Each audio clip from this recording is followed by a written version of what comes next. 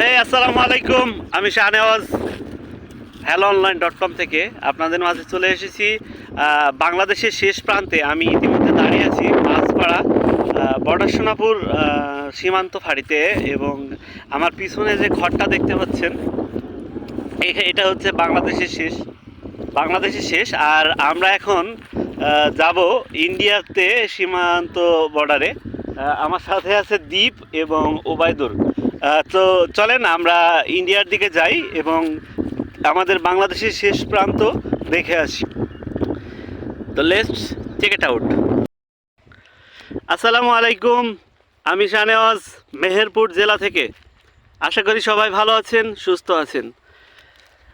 আমরা এই বর্তমানে দাঁড়িয়ে আছি ইন্ডিয়ার একটি মাঠে।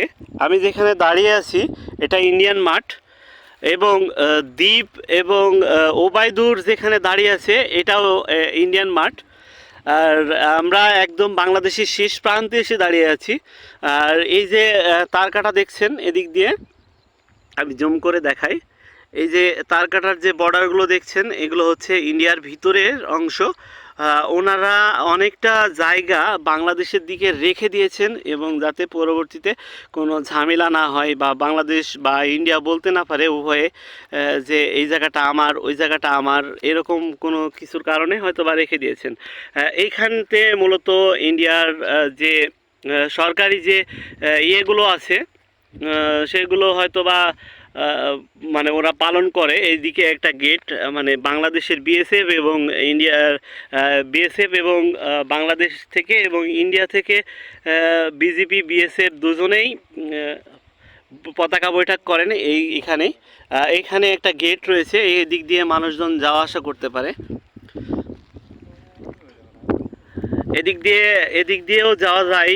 আমি যখন ছোট ছিলাম তখন আমি নৌকা করে এখান দিয়ে পার হয়েছি। এখানে প্রচুর পরিমাণে পানি থাকে, বর্ষা মৌসুমে এখানে প্রচুর পরিমাণে পানি থাকে। আমরা আর এখানে না দাঁড়াই, কারণ যে কোনো মুহূর্তে বিএসএফ চলে আসতে পারে এবং আমাদেরকে ফায়ার করে উড়িয়ে দিতে পারে। তার থেকে এখান থেকে চলে যাওয়াটাই ভালো। আমরা এখন চলে যাচ্ছি ওবায়দুর এবং দ্বীপ কর্মকার, যারা সর্বসময় আমার সাথেই থাকে এবং আমার ভিডিও করতে আমাকে সহায়তা করে। আমরা এখন চলে যাচ্ছি বাংলাদেশের দিকে। আমরা এখন বর্তমানে ইন্ডিয়ার দিকে আছি, আমরা এখন ইন্ডিয়াতে আছি। আমরা ইতিমধ্যে পাসপোর্ট এবং ভিসা ছাড়াই ইন্ডিয়াতে প্রবেশ করে ফেলেছি।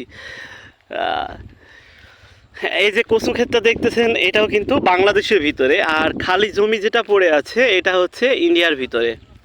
এই যে গাছটা দেখতে পাচ্ছেন এটা হচ্ছে বাংলাদেশের ভিতরে, আর ওবায়দুর এবং দ্বীপ যেখানে দাঁড়িয়ে আছে এটা হচ্ছে ইন্ডিয়া বাংলাদেশের শেষ জমির আল।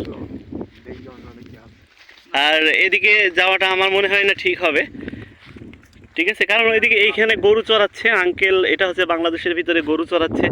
ওনারাও আসে এদিকে ফসল কাটতে। হ্যাঁ,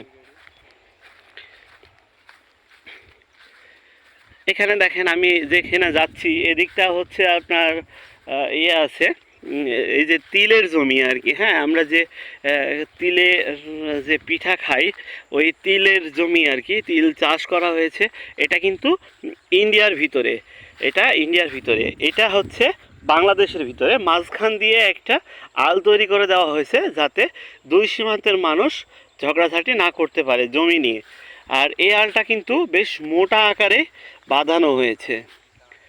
এদিক দিয়ে দেখেন খুব নিকটে আমরা চলে এসেছি। এই যে ঘরটা দেখতেছেন, আমি আবারও বললাম, পূর্বেও বলেছি আবারও বলছি, এই যে ঘরটা দেখতে পাচ্ছেন এই ঘরটা হচ্ছে ইন্ডিয়ার ভিতরে। এখানে বিএসএফ এবং বিজিবি পতাকা বৈঠক করেন। আর ওই যে টাওয়ারটা দেখতে পাচ্ছেন আসলে মূলত ওটা টাওয়ার না, ওখানে দাঁড়িয়ে বিএসএফ বাংলাদেশের দিকে পাহারা প্রক্ষেপ করেন।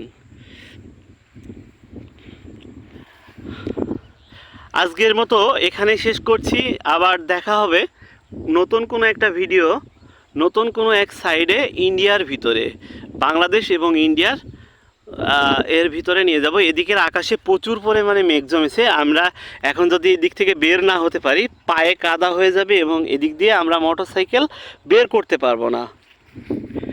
তো আমরা এখন চলে যাচ্ছি। আর আজকের মতো এখানেই বিদায় নিচ্ছি। আবার দেখা হবে পরবর্তী কোনো একটা ভিডিওতে। ধন্যবাদ। ততক্ষণ পর্যন্ত ভালো থাকুন, সুস্থ থাকুন সেই প্রত্যাশা করে আজকের মতো ব্লগ এখানেই শেষ করছি। আসসালামু আলাইকুম।